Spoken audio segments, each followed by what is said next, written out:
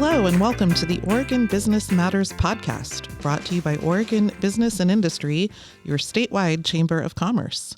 At Oregon Business Matters, we focus on insights, issues, and initiatives that impact Oregonians' shared prosperity and the state's economic health.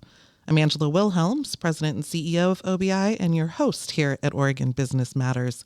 And today I'm really excited. I'm sitting here at the beautiful Portland City Hall talking, about Portland, Oregon's largest city, which generates significant and, in fact, a disproportionate share of Oregon's jobs, tax revenue, and, of course, sometimes headlines across the country. In recent years, it's also struggled disproportionately from problems encountered by businesses and individuals across the state. You know, these are the effects of homelessness, unsanctioned camping, rising taxes, stagnating employment.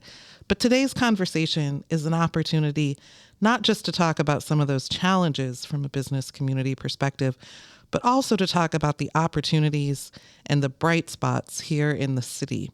So joining me today, and thank you both so much, joining me today are Portland Mayor Keith Wilson, now 1 full year into his job, and Andrew Hoan, President and CEO of the Portland Metro Chamber, which is a tremendous partner organization to OBI. Thank you both for talking with me today. Pleasure to be here. Thanks for having us. Great. Well, let's dive in, and let's begin with you, Mayor Wilson. So as I mentioned, you've been in office just about 1 year now, and I mean, generally speaking, open-ended question, how has it gone? Where have you and the city made progress? And while you do that, can you tell us a little bit about the Central City Roundtable and some of the work that remains before you? You bet. Well, when I was campaigning and talking to the city, I can tell you right now, I never expected the year we just had. So how's it going? A host of different things that I did not anticipate. The federal uncertainty, certainly President Trump's election has really added a tremendous amount of chaos to the city and the things we have to deal with, the tariffs, interest rates, a whole lot of things that are controllable and or not controllable. And then we also have, reputational damage in the community that we have to address. And that's kind of our national narrative. But I had a conversation with the city, and I really talked to them about 3 key goals that we had to achieve in successive order. And that was really address the humanitarian crisis straight on, that we cannot have people suffering and dying on our streets, and be a dignified, decent city. The second part of that is we had to reduce the burden on our public safety system. We simply had to have officers, when called, be able to show up. We needed to restore that trust, that promise in the city that's safe as well. And then you talked about the third was revitalizing our economy, and that really goes into the Central City Roundtable, and that's the next iteration right now. If I were to try and tackle that, the federal government has created a tremendous headwind. It's something that seems to rear its head every few weeks, where it feels like an existential threat. Recently was the fatality in Minnesota that really galvanized our city in frustration, grief, anger. And then the next day after that, we had 2 people shot for whatever reason. Certainly, a criminal stop shouldn't relate to a shooting, right? So there's alarm. We have a city that is really on edge right now. I feel like we are just on edge, and that it's combustible. Now we're dealing with that while we're trying to revitalize our city. Right. We're in the midst of a renaissance, and we're having success. Those 3 things that I talked to you about, the humanitarian crisis, we are having a tremendous amount of success at rapidly opening up shelter, and then our outreach workers are having success with activating those shelters with people coming in. Our offices are helping, provide that service to those individuals. And then we're seeing the pressure on our officers starting to reduce. They're starting to help those individuals on the street. And so we're not seeing a reduction in the response times, unfortunately, and that's primarily because of our efforts with dealing with the federal chaos. We're having an awful lot of manpower we're having to spend at the ICE facility that isn't helping us move our city forward. But we are seeing the revitalization in the city that we all wanted and we all expected. Now, the Central City Roundtable is going to be that next iteration. The governor, as well as the Portland Metro Chamber, as well as the previous mayor, really focused on what can we do to revitalize our urban core. Without a revitalized, vibrant urban core, we're just a city. we're not a community. And so I recognize that importance. So I've taken that baton from Andrew and the governor. They recommended the Central City Roundtable from the Central City Task Force, and we're going to run it. We're not going to create something new. We're not going to create a new grand plan. We've got a lot of people who've done work over the year. And so we're going to focus on those 3 key goals that they've asked us to deliver. And we're going to all in. Nolan Leinart is now going to be my co-chair. We are just making the invitations of about 15 regional and local leaders. And that roundtable is going to be empowered to really begin the hard and important work of turning our city around from the downtown core out. And you're going to see this renaissance really just take off. Yeah, that's great. Well, we'll dive into a couple of those topics that you mentioned a little more specifically here in a minute. But Andrew, I'd love to hear from you. As you know, OBI focuses primarily on state policy, but our members care deeply about the health of Oregon's largest city. Many of them are here, but even those outside of the city of Portland care deeply about the city and the region's health because it impacts their health as well. So let's talk a little bit about, what, from your perspective, are the 2 or 3 most significant factors, affecting the business climate and business community here overall. And, are things improving? And let's just start there, and then we'll get into some of the specifics. Yeah. Well, first, to everyone that's listening, we're the chamber here in Portland and the statewide business community have never, in my experience here, as brief as it has been for 7.5 years, have never been better aligned and working together in an effective way. And so folks that are members of OBI, thank you. We really fly in the wake, or I guess sail in the wake. I don't know. What do you do in a wake? We're in a wake somewhere. But either way, we're big fans of what OBI does, and we need a healthy statewide business community because some of the policies that we work on together with the mayor and our members really require that activation on state fronts. So big fan here. And then into your question about where we are, I think that the arrows are just mixed. And I'll get to why I'm answering that way. But I do want to acknowledge and get to a sense that the business community has, which is increasing confidence. And why is that confidence increasing? Because at both the state and local level, we are seeing results of policy and the execution of plans. Good example, Measure 110, probably well-intended. Massive and negative consequences on our streets. Don't need a PhD to recognize that. I drive in and work downtown every single day. We're raising our 3 children here. We're going to Portland Public Schools. Our family's all in on Portland. And what happened after Measure 110 was a true catastrophe from a human perspective. And guess what? The state pivoted, changed the rules, made some common sense reforms, and lo and behold, the noticeable difference is clear, but then the human difference is even better. So thank you to the state for pivoting. Secondly, going back to that confidence comment, that's what businesses want to see. Great idea, execute it. Then we have a mayor who is a business leader coming into office and sets a very, simple would be maybe construed as negative, but it needed to be simple. A simple message. We're going to get shelters open, going to get people off the streets into shelters so they can get services and on their way to permanent supportive housing. And it was like pouring honey down businesses' ear. It was one of those moments of clarity where you have an elected official that said, I've got a game plan. It's going to be time certain when it's going to be completed. You can hold me to account if it's not. And what happened? He delivered on his promises. That's a confidence building exercise. So those are good steps forward. Now, in a broader sense, business should never be talking about substance abuse, drugs, alcohol, chemical, or unsheltered homelessness. That's not an arena that business even wants to remotely be involved in. In fact, I don't think I used those words in the years that I was leading Brooklyn's largest, or the state of New York's largest business association. They are not arenas we want to be in. Those are things that should just happen. So the clarity of approach that the mayor's bringing to this city around do one thing really, really well and execute on a game plan in a time certain manner, that's what we want to see happen. Now comes the next steps. And your question about how are things going? I think all of us feel better because the city feels better. People should come here and check it out with their own eyes. Right. So that's the first thing that should happen. But how is the business climate? It's not great. And I just refer people to what the county economist said most recently. We are in a donut effect. We're learning all sorts of new economic terms these days. I'd never heard of that before. But there's a reason why the county's own economist had said we are in the middle of a regional economy and the center of it is sick. And he's right.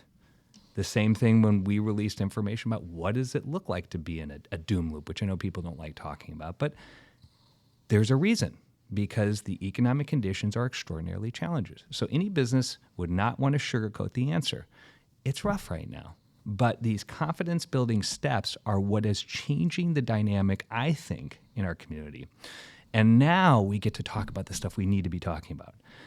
When you have a governor and a mayor both leaning in heavily on economics, that's where we want to be. And so I would say, if you're asking me which direction we're going, it is positive and it's trending up, because finally we have a culture that is embracing business and saying, what do you need?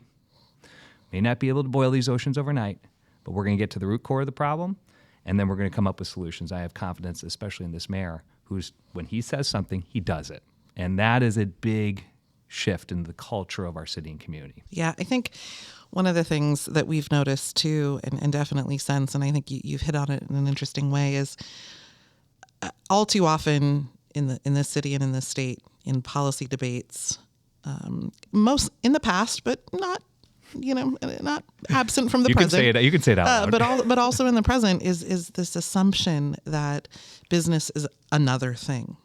And when in fact businesses are made up of the people who own them, run them, lead them, work in them, make them tick, make them go, make them drive the economy. And in fact, those people are the community. You used that word earlier, Mayor. And so I think having someone in your role who understands that and knows what it's like to have to sign the front of a paycheck, and support families through that, you can feel the difference when you have leaders who understand that businesses are people who are part of the community, and that that matters. Well, I want to hit on something you both brought up, and I do want to give a huge amount of kudos to you for setting a goal, reaching the goal. And that goal was right out the gate, you said you would add 1,500 overnight beds as part of your strategy to end unsheltered homelessness.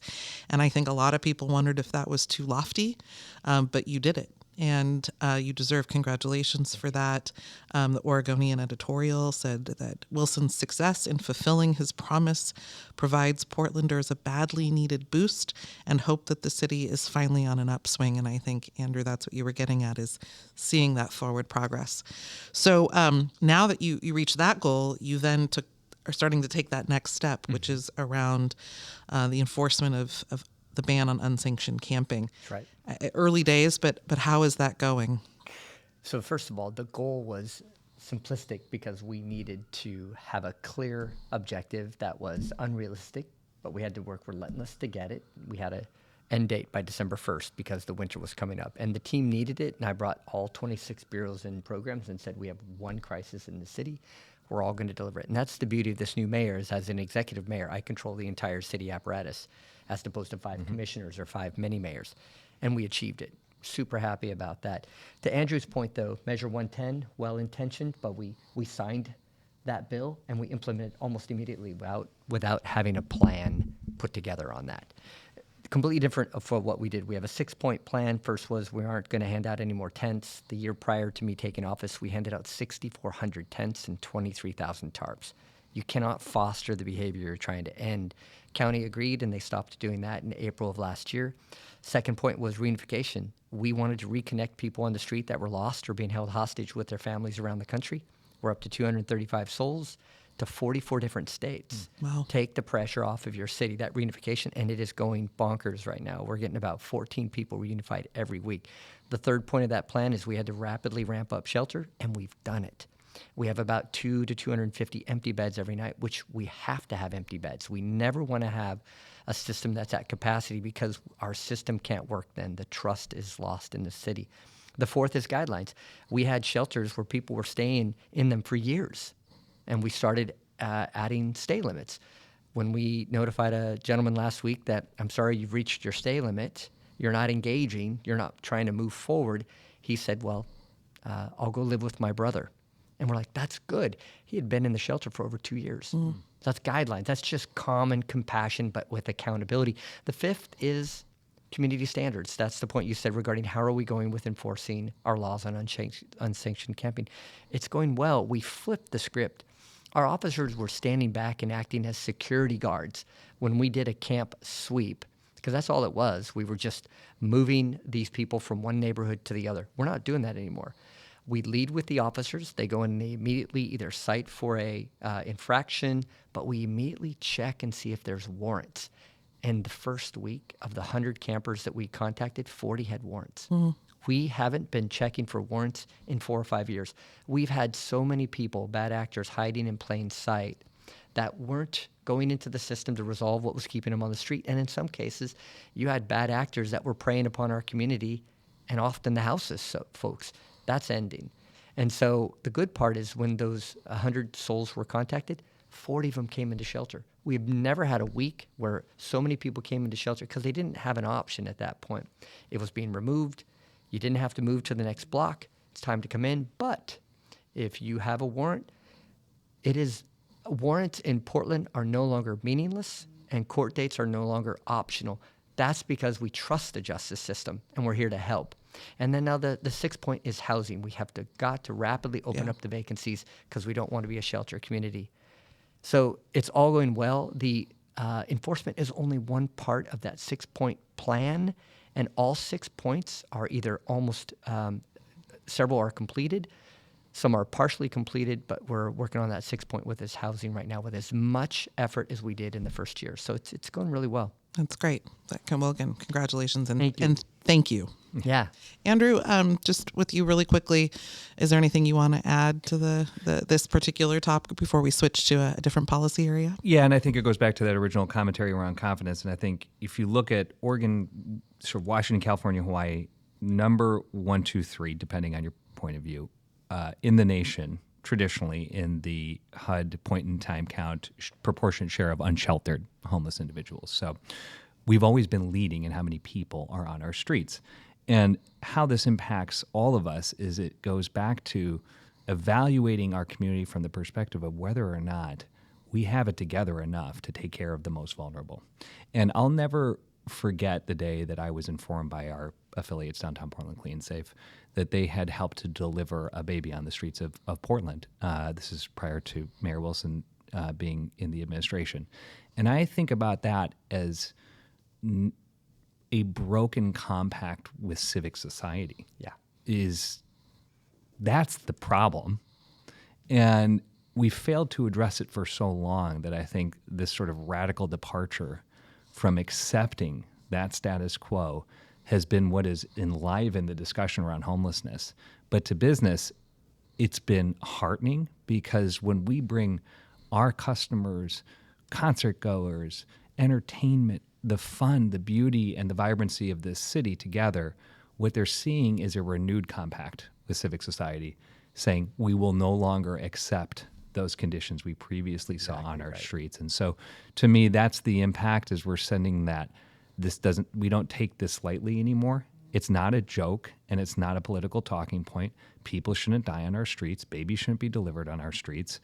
Let's move past that quickly so that we can get to the more important issues. So again, going back to one thing I want to just point out from a statistical point, Downtown Portland Clean and Safe has been tracking the number of tents that are in the core, our 213 blocks, now 273 blocks of downtown Portland. When we started doing this, and it is a standard practice of our teams, 2 years ago we were in the 400 to 500 tents on the street.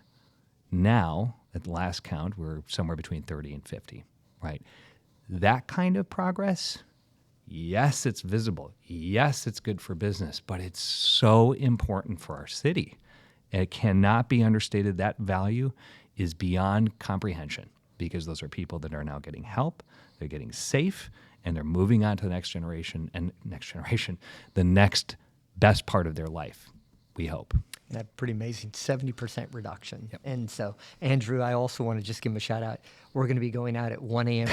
today to do a walk in Old Town because we want to find out if there are people on the street, as our mothers used to say, nothing good happens after midnight, and we have noticed that there are people out there at night, we want to know why, and then I'll be taking out a contingent of officers with me, and then we'll come up with a program as to what's going on. Is it drug dealing? Is it drug use? Is it human trafficking? We want to go and see, and then we will work with PPB, which is our police department, and we'll find out what sort of resources we can provide for those individuals. But if there's any criminal activity, we need to find it and support the community by providing the resources they need. So again, it goes back to care for your most vulnerable, and you're caring for the city writ large, and that's really what we're doing. Yeah, and I want to applaud you also for a theme that's emerging in this topic is that you're not afraid of the reality of the data, and you're not afraid to acknowledge when something isn't going right. In fact, that's leadership, is to stand up and say, this isn't good. The facts are the facts.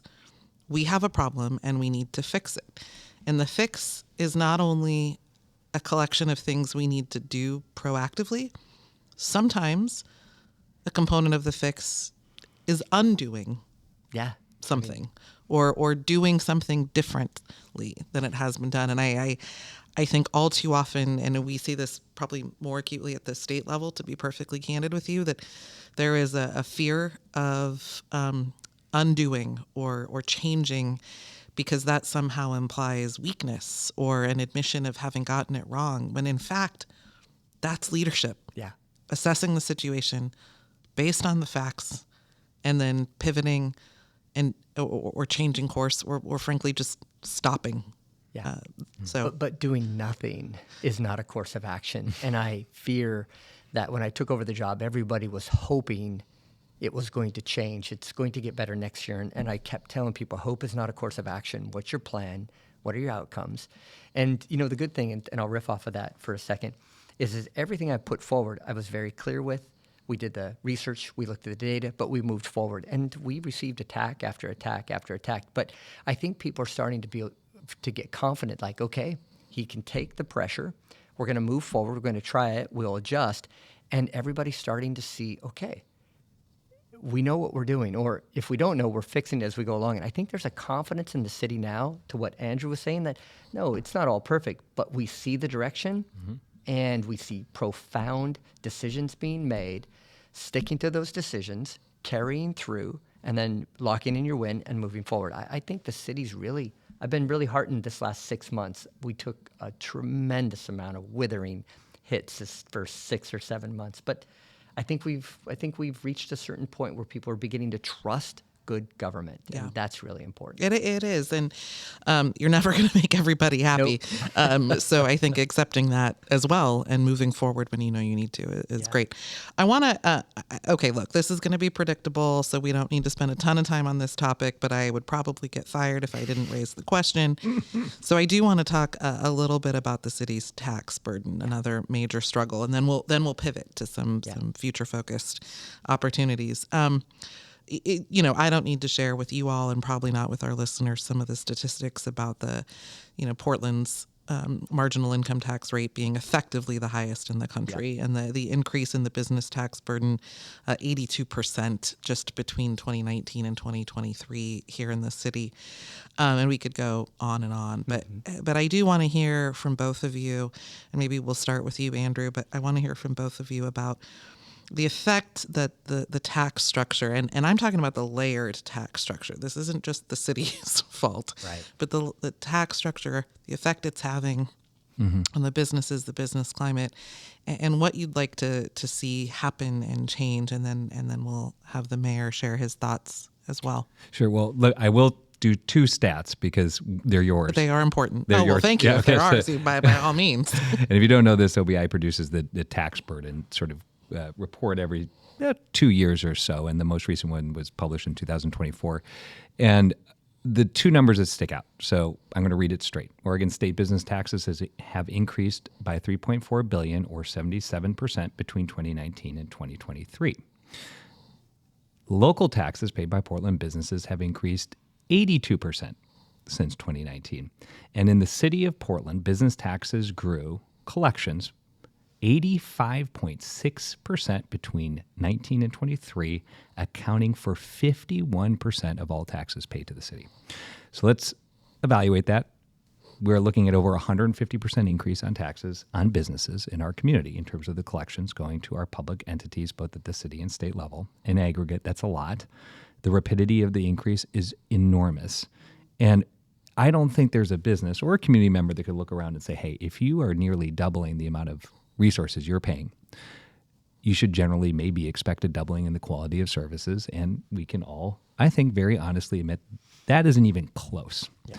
If we're going to pay the highest taxes in personal income tax and see this level of increase and layering between the city and state on business taxes, there should be an expectation that we are getting the Bentley of services. And of course, the disconnect between those two things is enormous. And then as it relates to business, and I'll actually borrow a little bit from prior Mayor Wheeler, who, we spent a lot of time together, who in his parting words made a really good observation. It's one that I think we all have to keep in mind. With the pandemic coming and going, people and businesses choose to go wherever they want. And we have to, as a community and as a city, compete on a global stage. And businesses and people have the opportunity to move anywhere they want on planet Earth now. There is no more connection other than our own good looks to place. So we have to make a compelling case for why they should be here. And so the tax how this manifests into taxes is a conversation with business that needs to get real and real quick. If we're going to pay the majority of share of all city services here in the city of Portland, let's start with not making fun of business. That's a real simple low bar, and this is not the mayor I'm talking about. Let's start by not belittling the private sector. It's a great point when your largest customer pays the majority of your bills. Let's just be nice and say thank you. There's a good starting point that we have not culturally achieved yet. So put aside the tax implications, the profound policy implications of this, the creation of the donut effect, so to speak. Let's just start with a good culture of being appreciative of our partnership between the private and public sector. To me, that's the core of the tax conversation. There has been a missing honesty, appreciation, and conversation with business that now the public sector completely in this state depends on. Full stop. More than any other place. And that is a precarious scenario that we can all be honest about. Yeah. I can kind of segue, but give it some finer points. I think Andrew was right. If you're going to pay New York City taxes, you've got to expect New York City services. We won't talk about the Bentley because we're Buy American. So Daimler North America. My bad. No. I'm so sorry, Daimler, if you're listening. but kind of riffing off of what Andrew says, taxes, they play a very important part in whether or not a company is going to stay, grow, or come to Portland. So let's just be very clear about it. Taxes are very, very important because these business owners are doing ROIs, return on investments, to say, what can I do? And quality of life is very important. We had a meeting. So the governor and I convened investors from around the nation, developers, affordable housing developers, equity fund, hedge funds, the money. We wanted to know about the money. And why aren't you investing in Portland? And it was a closed-door meeting, 2.5, 3 hours. It was a great conversation, and we distilled it down to two key pillars when we were at the end of the day, what's it going to take? And they said, first and foremost, taxes. Taxes aren't competitive. And the other pillar was livability. They want clean streets and safe places. So I always go back to everybody. I can only control what I can control. I can't, with a wand, lower taxes. But if I can get the city to focus on our basics, on that foundation, clean streets and safe places. The city is marvelous. The European small streets, 2 rivers, community, mountains, oceans. We have things that you just cannot buy. And that's really a way of life. And so we are making some changes on taxes. We have a business license tax exemption increase from $50,000 to $100,000. So a business can take those earnings and put it back into their business. That'll affect about 10,000 businesses in Portland. Yeah, we do have some levers. They're not massive levers, but they're important. They're important messaging that we're going to bring forward. But I want to go back to, It's clean streets and safe places. We are going to provide livability that matches up with New York City and is actually better than New York City, because we must ensure that we have a city we all love, trust, and respect, and the dignity is there. But then as far as growth goes, we have our tax increment financing. We have 6 new districts we're signing. $2.8 billion we're going to be investing in the city. We can't squander that. So fix the city, fix the product. We're fixing the product right now. And then we're going to ask community members, both local, regional, nationally, come back to Portland, because we're back. It's time for them to come back. And then we're going to build up our city together. All right, so I think this is a good segue, because you mentioned that you have some lovers, but not all of them. And so let's talk a little bit about the state. OBI is a statewide advocacy organization. That's our wheelhouse from a policy perspective. What can the state do to help you and seize this moment of opportunity in the city of Portland? So this is my wish list. This is great. Opportunity zones, enterprise zones, expanding the use so we can really provide that benefit right now. The Strategic Investment Fund, very important. Right now, for a large business to move into Portland, they have to have $150 million in capital. But if you want to move into a rural community, it's just over $40 million. Let's lower that down to where Portland can gain the rural benefit. Let's lower it down to 40. If we want to bring Portland back, then let's shake things up. Doing the same things over and over again isn't going to change the outcome. We need help with our affordable housing debt consolidation. We're underwater in that case. We need to work closely with the state. And I don't want to try and dismiss. The governor has been such a partner in this. Her recently declared homeless emergency brings funding to Portland, and we've been using those funds very effectively. I know there's a lot of frustration in the community, but I will tell you, every dollar and every dime that Portland has, you see the benefit on the street. Continue that focus on addressing the humanitarian crisis. So we need the state legislature to just continue to move forward on the investments in housing, homelessness, but also business development. We have to have a focus on building business, because we've talked about this doom loop, right? Property taxes and business license taxes. We need housing units, which brings in new property taxes, and we need job growth and population growth, because that will bring in business license tax growth, income taxes for the state. We have to stop thinking about cut exercises and start growing our city and doing it within a very aggressive approach. That's great. Andrew? Yeah, so just, everything looks towards the state, right? We as a community fly under whatever the state's culture and direction is. And the way I look at it is, yes, we have a high tax burden here, but the state has a high tax burden. So we have to have, going back to your previous question, I think a genuine and very difficult conversation around reform, because it's not working and it will not work. If we are on top of a nearly 10% personal income tax rate here in our community, we're already starting out behind the ball, right? So we have to get into those weeds. So that's a bigger, longer topic that I won't bore people with, but I would say that's number one. 2, having an economic strategy that is detailed, specific, ambitious, and bold, that allows for communities like Portland and every other community around the state to be able to say, we're just filling in the blanks underneath where the state wants to go. So we're not all guessing and throwing things against the wall for what's specifically tailored for Portland. But of course, we are in the state of Oregon. So we need the state of Oregon to take economic development seriously right now and develop a game plan that we can all fly in under. So that's number 2. And then number 3, this is the moment of our generation. I'm just going to say what we all need to say. The Portland Trailblazers. And I think, to Bill Wilhelms' credit, he said it perfectly. This is the moment. Do we decide as a community that we are going to keep what we have and grow it? Do we or do we not? Yes, it's a sports franchise, but it could be any business or any household. It will be a symbol about whether or not we take the things that we got, that we have earned, which is the presence of a major league NBA franchise, and now 2 with the Fire, whether we've earned this and whether we can keep it and grow it. And so to me, any message to a state policymaker is that we need those 3 things.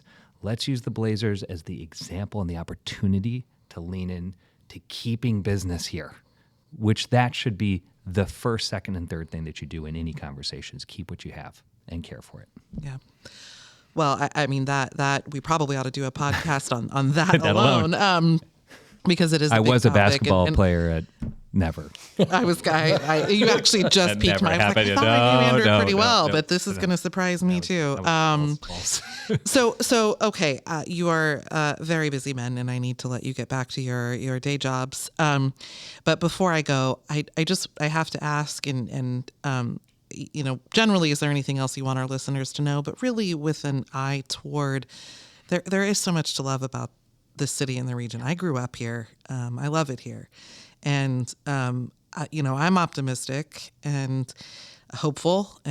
Agreed, it's not a strategy. I also have a to-do list. But what about you is motivating you right now? What are you most excited about as you think about your work for 2026?